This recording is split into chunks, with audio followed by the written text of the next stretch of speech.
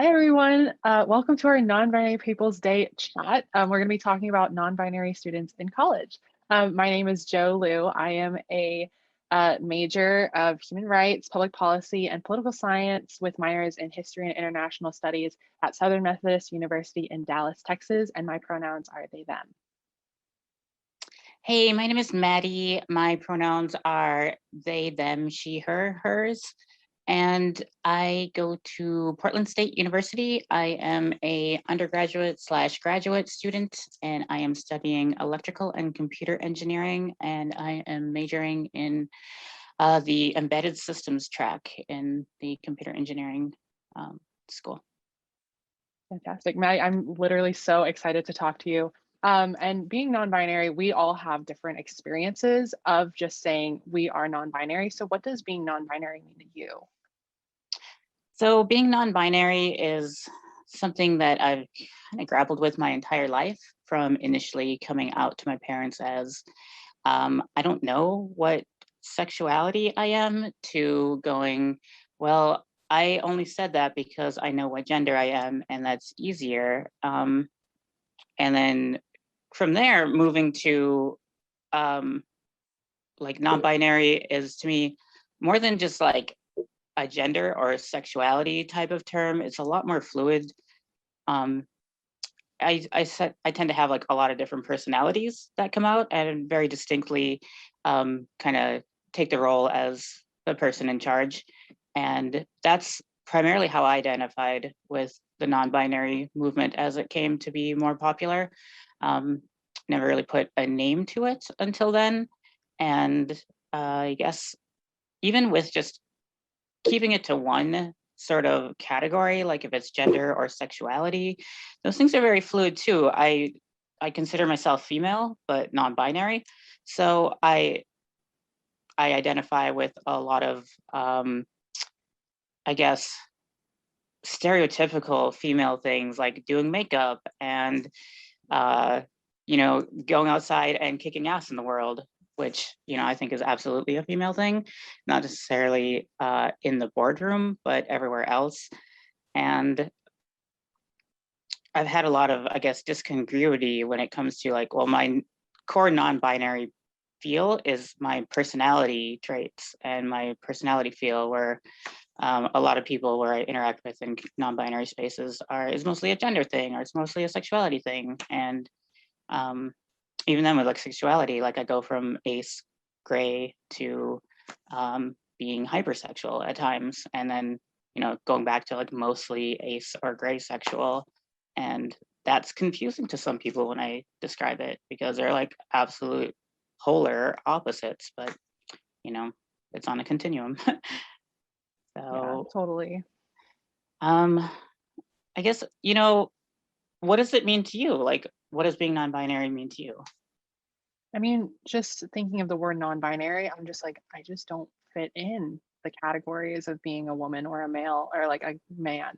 For me, growing up, I was very much like put into either or. I was dressed up wearing dresses and tutus, but also at the same time, my parents would give me the freedom to wear like Power Rangers and denim jackets. And for me, like a lot of students that I was around were constantly choosing just one thing or just the other. And for me, like that could also be associated with being a tomboy, but for me, it just like neither of those things felt completely right.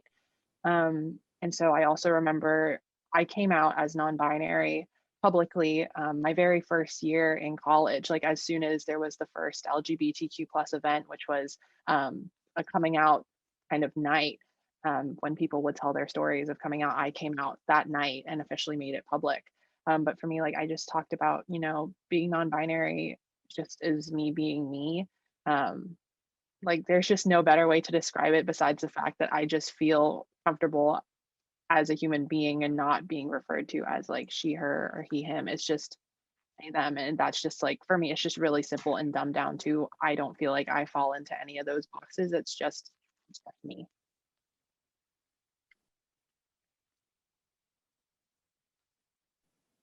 So on your college campus, have your identities affected your experience as a non-binary college student? Yeah, definitely. For me, I come from I'm a person of color. I'm a first gen student of color going to a university. Like my parents, neither of them went to college. They're both immigrants. I'm queer. It's like for me, my identities have really affected me in a way that it's just like that plus the intersectionality of my gender is just something that's like really hard to grapple with. Um, I attend a predominantly white institution in Dallas, Texas. I grew up in Dallas, Texas, and for me, it's like it's just always felt like I've been different and like othered from the community that I feel like I should really be part of and that I feel like I am really part of. It's just like it feels like being a black sheep. Um, and so it's like not necessarily a bad thing. I definitely think that there are pros and cons to, being different and having that kind of not necessarily outcast moment, but just having a little edge to you, as I would want to say, to put it in a positive spin. But I definitely think that if I was cisgender and just queer, I think that would be completely different from the experience I have now. But I also feel like it makes me significantly stronger and allows me to connect with the community, the LGBTQIA plus community on my campus just a little bit better. How about you? Like, I know that we're from differently, like completely different parts of the country. So I don't know if maybe that affects you a little bit differently. Yeah, so funny story about that, I guess. I have been like all over the globe and I picked living in Portland because I had not been to Oregon or Washington and I've been to the other 48 states and I've considered about 8 or 9 of them like home where I had like a license for the state and was trying to set up home ground there. But growing up, there's a lot of intersectionalities that just were not represented in my community whatsoever. And I was like the only one.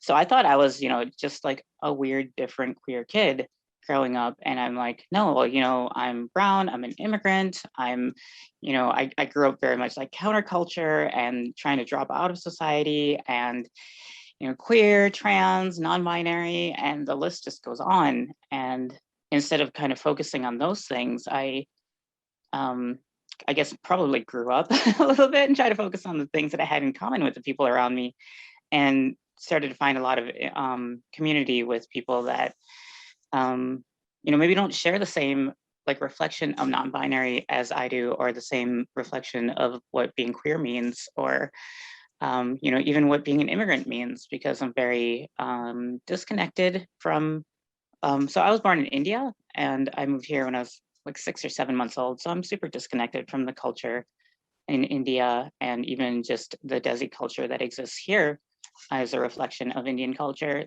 And growing up very much in a white community, there was no exposure to that culture. So um, I guess digging into my roots and finding that culture again has been an interesting journey because I'm very much an outcast from my own peoples because I grew up white and that's really strange to think about. But here in the Pacific Northwest, um, it's not the same as where I grew up in the Midwest.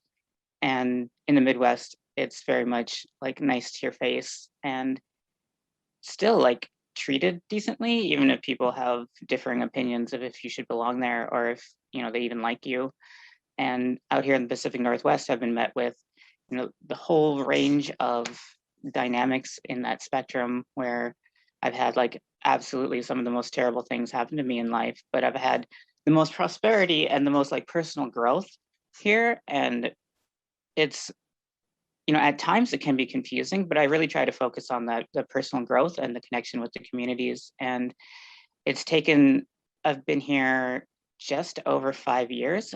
Yeah, because I moved here July 3rd, 2015. So yeah, it's been a little while. And I feel very much at home and I have those communities where, the alternative music community, the synthesizer community, the skating community, because I used to do roller derby and I still do a lot of like jam skating and dance skating and the queer community. And yeah, they don't care. Like, they all accepting all walks of life and we celebrate everything and the diversity is what makes us stronger. So it's been a culture shock in a great way, I guess, to find the community here. Yeah. So it sounds like you already found community around you, which is fantastic. And you're already like listing off things of how you even found them in the first place, or like communities that you're part of. But how was like bouncing around to different places all over the country and then finally settling down in Portland and like finding those communities to begin with? Like, how did you even get there? um, yeah. So how did I get there? I moved from an island after getting divorced from my husband and moving in with my parents. And so I moved from Southwest Utah to the middle of the ocean to out here in Portland. And just in that series of movements, I had no community.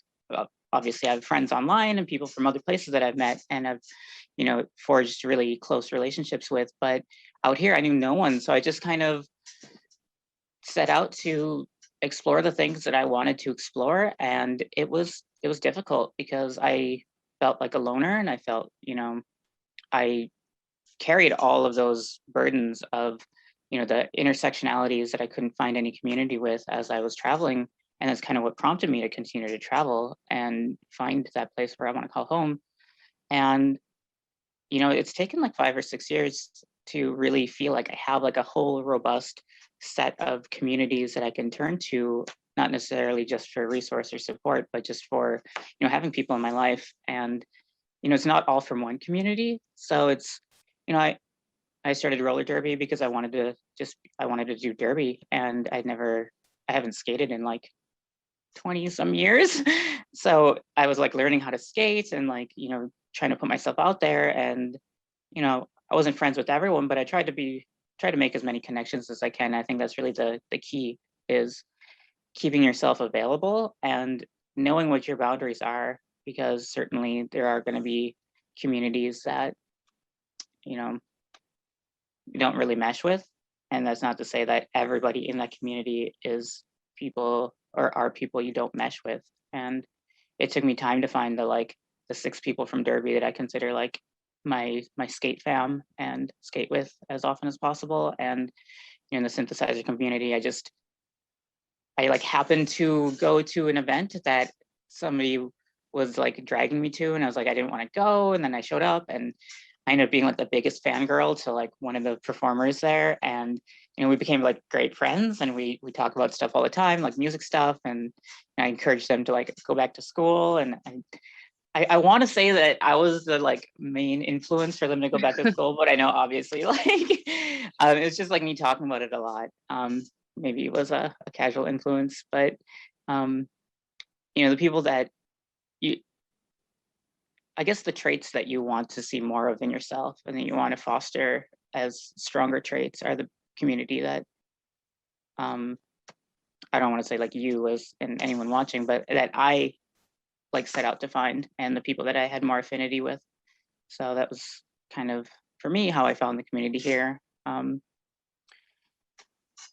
So I guess in your university, like, have you found a lot of community in terms of like non-binary allies or just kin? Yeah, it's pretty interesting because I served as SMU's queer senator for the past 2 years. And like one thing about SMU is that they don't track like certain things. So they don't track first gen students, they don't track queer people. And so like there's only one senator to really represent the ambiguous amount of queer students on campus. And so like through that, because I had that position, I had a lot of queer people like come to me and talk to me, and like we got to know each other. And then this year I stepped down from that position because I'm now going to be the Student Senate Executive Board's chief of staff. And so like I left that position, and one of my great friends is actually taking over that position. And so the new queer senator was doing all these fantastic things in terms of programming and getting people together.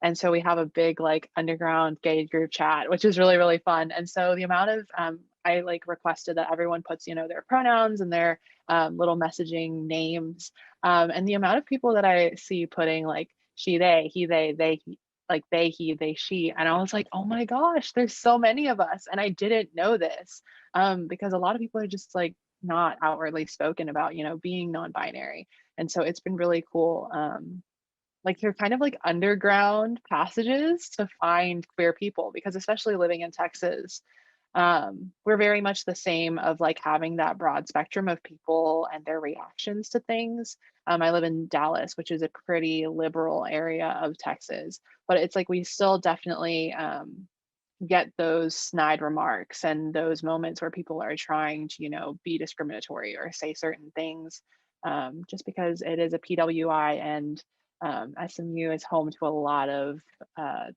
very wealthy white students who have never had to deal with oppression or had to even be forced to understand about anything, that is not white, cisgender, heterosexual, Christian type of stuff.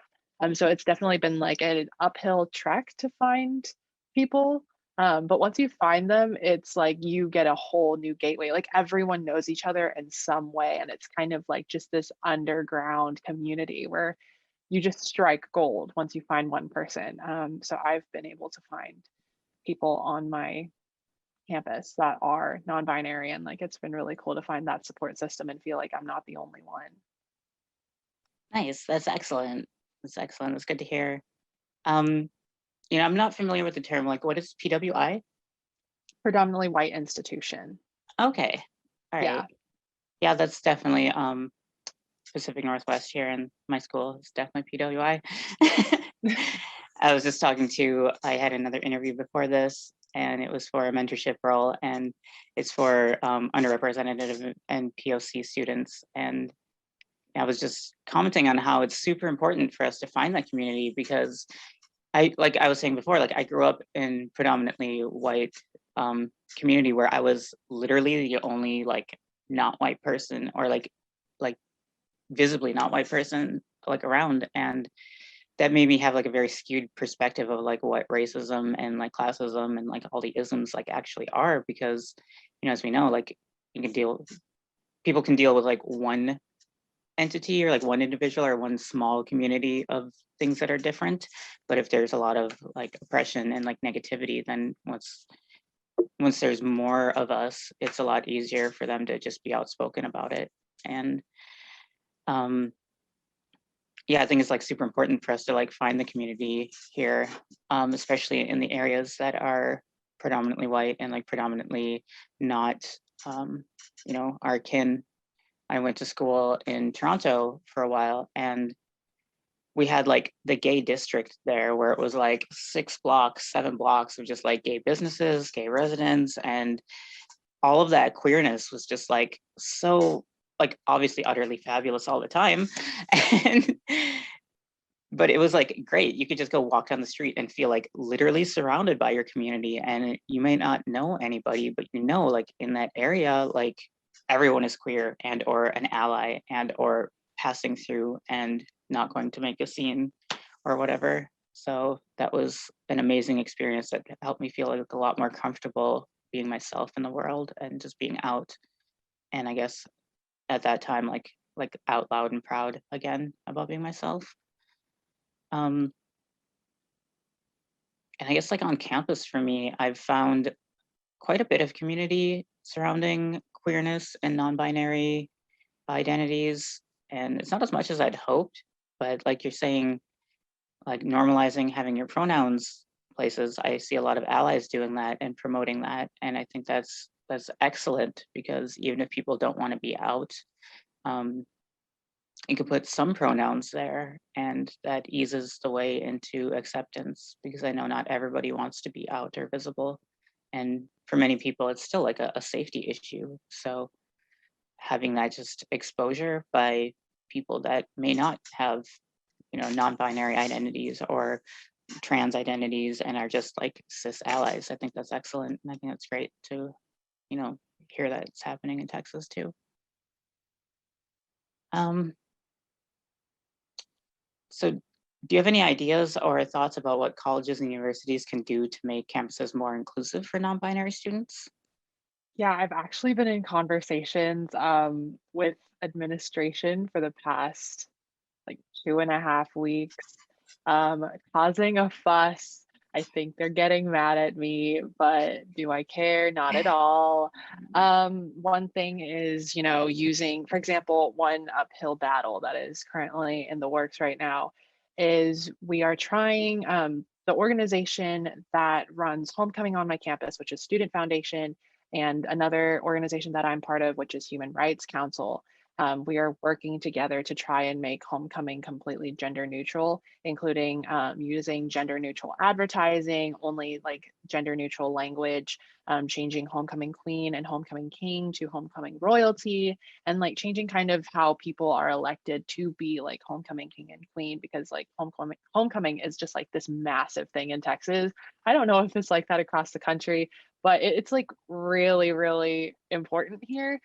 So that's one thing that we're currently working on. There is like some hesitance from like my university. So it's not exactly like the easiest thing to go through right now, but we're trying, to make things like traditions more gender neutral and gender inclusive. And then also another thing that I'm working on right now with Senate is we're petitioning to like the registrar and getting specifically like on our academic enrollment stuff. I've seen issues where they will address like students' gender if they're referring just to the student like ambiguously without like referring specifically to their gender, that they'll use he or she. And I'm like, let's replace that language with they. So it's like these little tiny things, making sure that students can put their pronouns on the databases that their schools have access to, and making sure that, students are feeling like they are being seen and that they have the option to just make sure that people can see their pronouns and like properly acknowledge them. So it's just like having those small institutional things, and it's like really upsetting to me that they're not even things that are being done now. And like this is having to be an uphill battle. And it's just like these little tiny things that just remain to be gender neutral to make sure that people are feeling included. Um, I don't know if I missed anything. Do you have any like thoughts on that? Because I don't know. That's just my personal thoughts. I think that's amazing because growing up, like that whole homecoming thing, I never understood it. And Yeah. I guess like on some level I did understand it, but I never like subscribed to it. And like I hung out with like the crust punks and like the grunge kids, and we like, we didn't like find any solace in the social things that happened at school. And if anything, it caused us a lot of stress. And had that been different, would I have changed like my attitude about it? Maybe, maybe not, because I was still kind of like a crust punk, grungy, like, oh, whatever, like that social stuff. But you know, it might have been different. And I know like as an adult, like I would totally find um a lot of meaning in that, just to be, part of like a community and a social like enterprise that was not just, you know, binary, and addressing to that whole scene, I guess. Um, I'd never even thought about that, like honestly. So that's wonderful.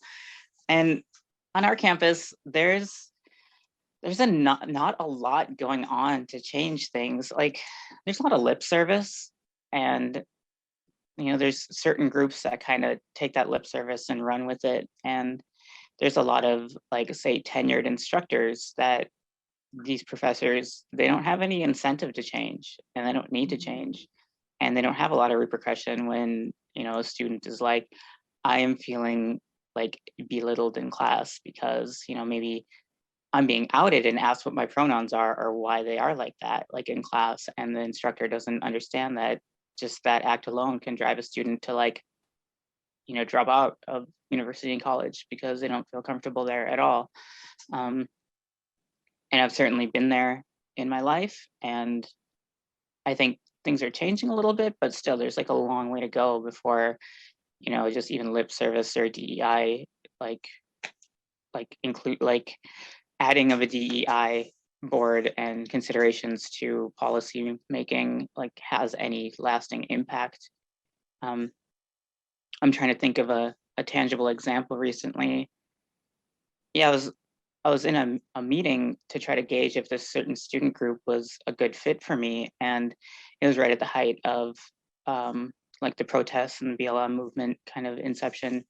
And there were people that were pretty much having the narrative of, you know, they don't understand it. And like, why can't people just like not break things? And, you know, the entire dialogue of the protests was absolutely lost on them. And I found that I was instructing my instructors and educating a lot of my peers on like how to access those topics, and like being forced to do the work because I could have just opted out, but then there's nobody else there doing that work or like accessible to these folks to like even be tapped on to do the work. So, you know, it takes a lot of strength to get through that, and it takes a lot of like energy on top of having deadlines and a full course load and extracurriculars. And like, I'm not gonna lie, like I burnt out, and I was telling people, you know, I am turning my Zoom,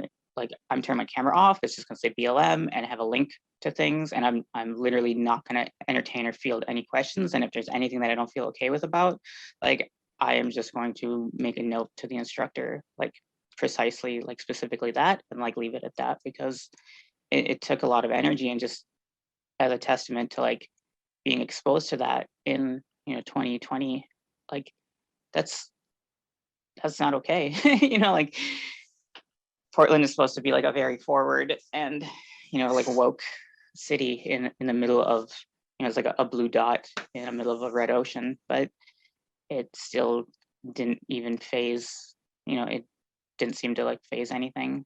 But in terms of changing things, I'm very hopeful, and I see a lot of like with the QRC, the Career Resource Center, that I'm not currently involved with at my university, but I was at the community college. The director there is doing a lot to have inclusive language be used everywhere. And, you know, there's only so much you can do, but I see a lot of instructors now in all of my classes, they start out classes with like a DEI statement and an inclusion statement. So I think that's really excellent, because I want to say that non-binary, queer, trans students, we are definitely like the most marginalized. You know, I can't attest to like everyone's experience across every, like, I can't attest to anyone else's experience, but in terms of my own identities, like those are the identities that are the most marginalized, and to see basically them addressed in every class, it makes me feel really good. And some instructors are really great about making that feeling exist, and some are really great about just saying the words, but at least the words are being spoken, I guess. Jill, what is something you'd like others to understand about the non-binary community? Um, I think that people should know that non-binary is literally one size does not fit all. You and I are very different as non-binary people. We both have different experiences. We both have different ways that we navigate the world. I think that like people should understand that non-binary does not have a certain look as well. I experience that a lot here. Everyone's like, "Oh, you don't look non-binary." I'm like, "So what is non-binary supposed to look like? Would you like to explain what that means to you?" Because non-binary does not look one way or the other. The entire premise of being non-binary is existing within this spectrum and presenting the way that we want to. Like you wearing makeup and, you know, might be like presenting stereotypically femme in like a binary situation of gender doesn't negate the fact that you're non-binary. Like we don't have to act certain ways. We don't need to look certain ways to be non-binary. It's just being true to who we are is being non-binary. Like our gender expression does not equal our gender. And like that's just something I feel like I have to keep reiterating to people, especially in Texas, because they just don't understand it. And I feel like that's something that just needs to be like said in general, like broadly. What about you? Like, how do you feel about that? Yeah, absolutely. Literally everything that you said. And like, I don't know how old y'all might think that I am, but I'm I'm almost 40. Like I'll be 40 in like a year. You And literally don't even look like it. Like I oh, swore you were thanks. like 26. Oh. I'll take it. Usually I get early 30s, but late Not 20s, even, I'll not take it. even. So yeah, so as a younger person, like as a teenager, just coming into my own and everything, I was absolutely visibly like non-binary, anarcho-punk, like weirdo freak, and I totally embraced that. And I made it known that like, you're using the wrong pronouns, like these are the correct pronouns and you're going to continue. Well, I'm going to Karen it up and not really even talk to your manager, but get your manager's name and like write to the board or something like that and get like institutionalize this whole thing, like make it not Yeah. just, like about you, make it about like a thing that needs to change. And I did not understand at that time, like how powerful that was. Like I just did that because I'm like, okay, well, this is the governing body that changes these things. Like your managers can yell at you or like not even like whatever, I'm gonna get lip service. So I've come a long way to like wanting to present like a little bit more streamlined, I guess. I don't know if that makes sense, but um yeah, so like you can't really tell on the surface like what like identities people have or want Mhm. others to like really pay attention to. So um yeah, just don't assume.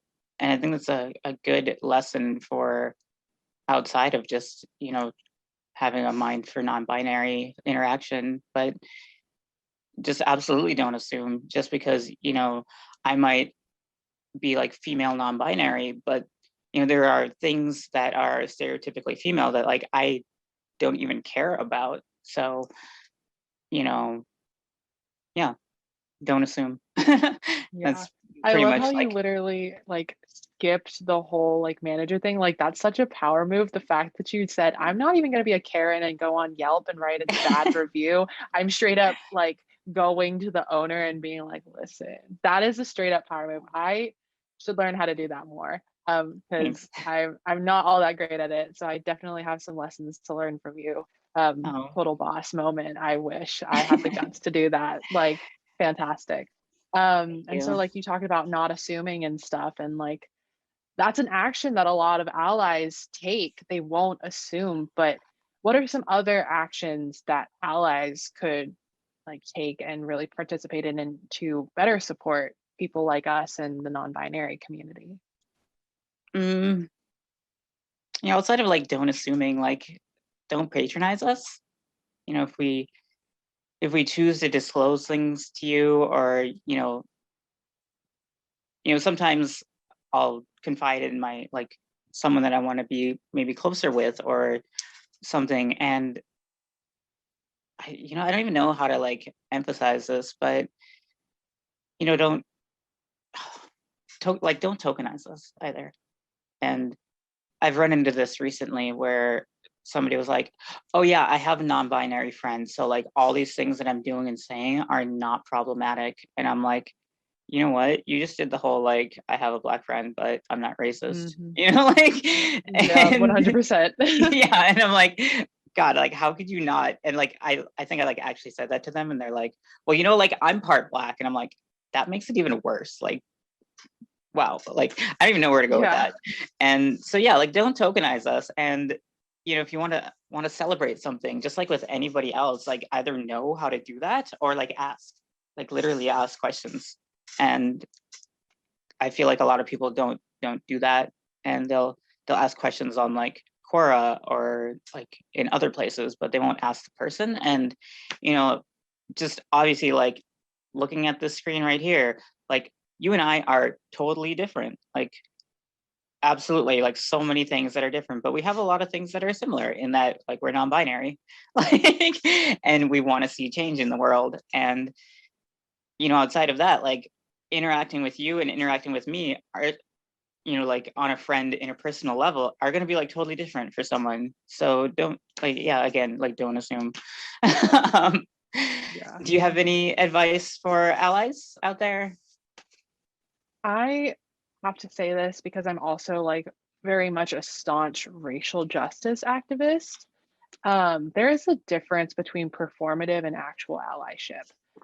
Don't tell me that you support trans lives and non-binary lives if you don't even care enough to respect the pronouns and correct people on them. If you are just posting trans rights, non-binary rights, cool, love you, great, but where's the tangible action here? So like right now with the uphill battle of the homecoming thing, I am seeing true allies and the people that are petitioning against administration who are really saying like, we as the students are fighting for this. That is active allyship. Um, and like people who are constantly aware, like I'm starting a new job as an ambassador, or like I started a new job as an ambassador starting in June. And so I've had friends that like worked in that office, but like I never really got to know them. And so at the very beginning, they would misgender me a lot. And I've just gotten so used to it in Texas that I literally just shut my mouth. And it's like the whole burnout thing. I'm so burnt out on speaking on behalf of the non-binary community and speaking out on having to change and address people on my pronouns. And so eventually, like I put my pronouns in my like chat name for everything. So when we have scheduling, it shows up like that. And my friends who like I was getting to know better as we were working in the office, they started calling people out on it. Like I didn't even have to talk about it. They started calling my coworkers out on it. They called my boss out on it. And like all of them have become staunchly aware of the fact that like there are non-cisgender people here in the office. And that was just like so heartwarming to see. And so, like, to me, that is active allyship. That is acknowledging that there is an issue in the environment that you take space in, and then addressing it and making sure that, it's not just applicable to the non binary person, but taking actions to normalize the fact, that we have to go not necessarily out of our way, but make changes to what we currently see as the norm in order to be more inclusive.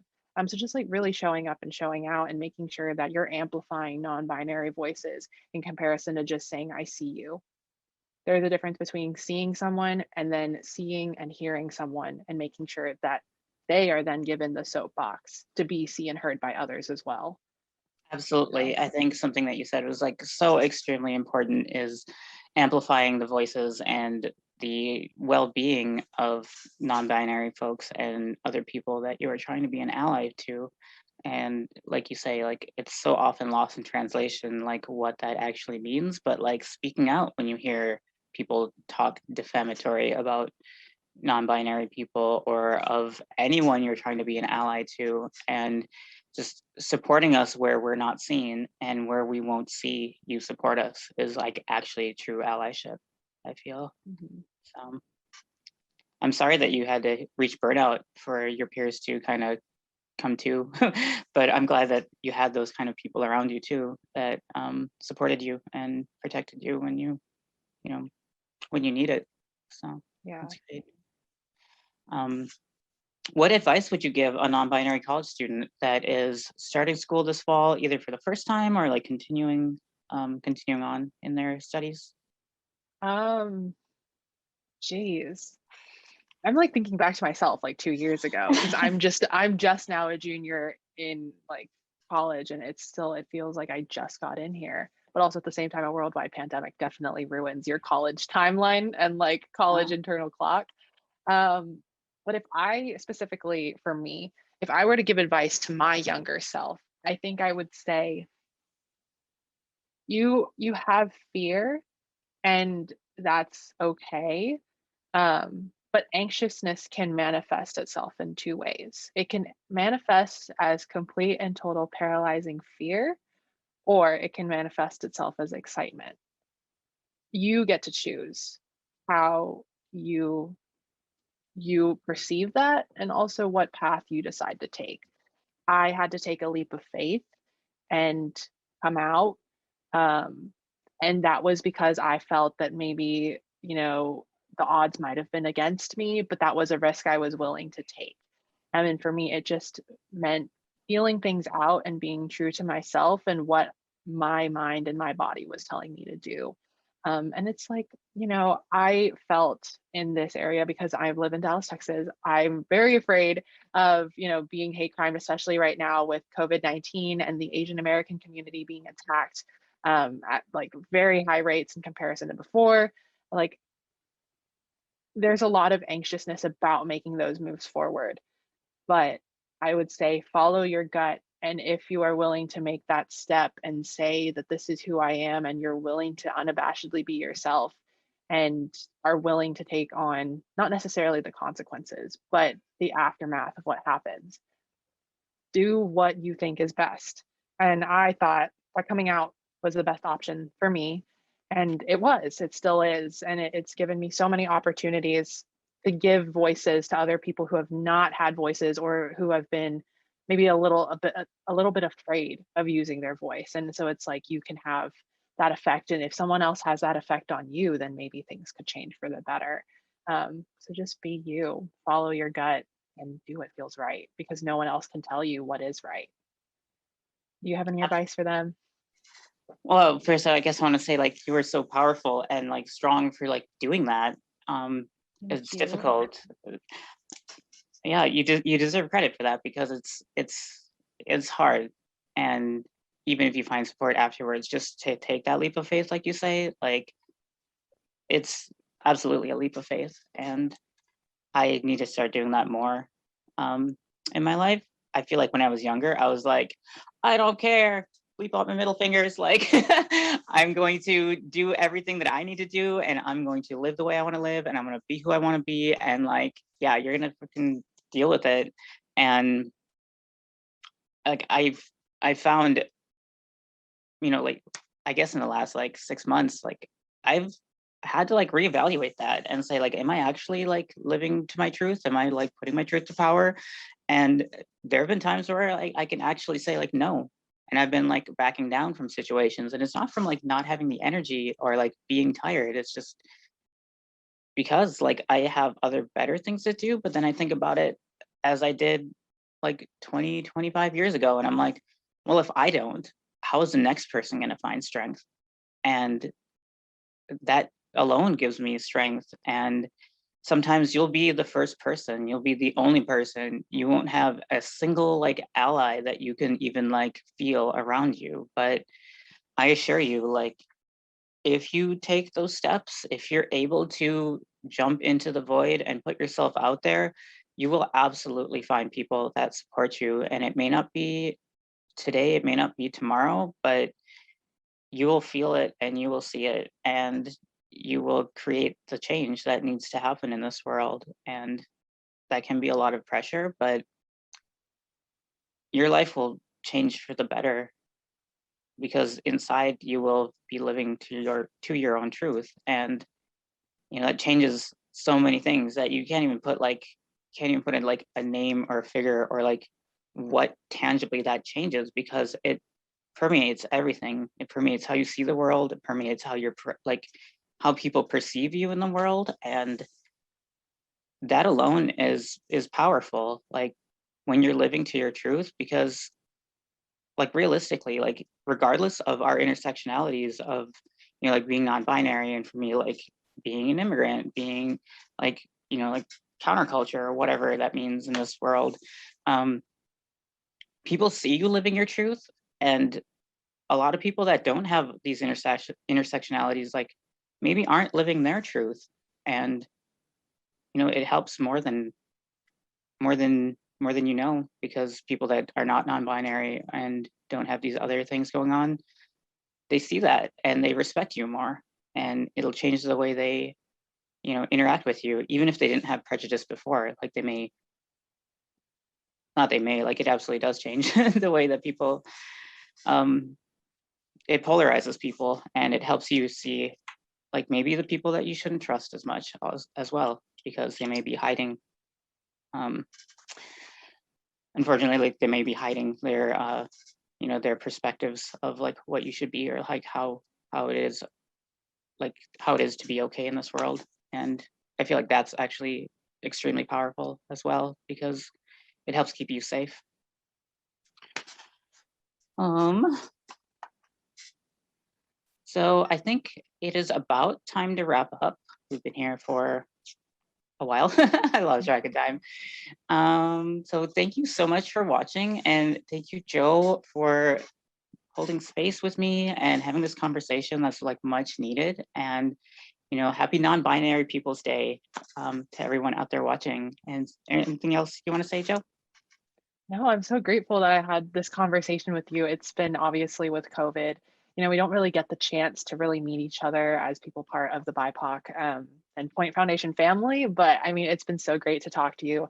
And I really hope that, some of the people watching get a little bit of a tidbit of what it's like to be a college student and being non-binary. But I just want to echo like happy non-binary people's day. And thank you so much for even taking time to like come and listen to us because it really does mean a lot to us. Yes, thank you so much. And if you want to reach out, I think there should be links wherever this is posted. And my name is here. And if you do that at gmail.com, you'll be able to reach me and I'll be able to answer most questions. Like I'll try. And if I can, I'll let you know. But do you have any contact information you'd like to share if you're comfortable at all, Jeff?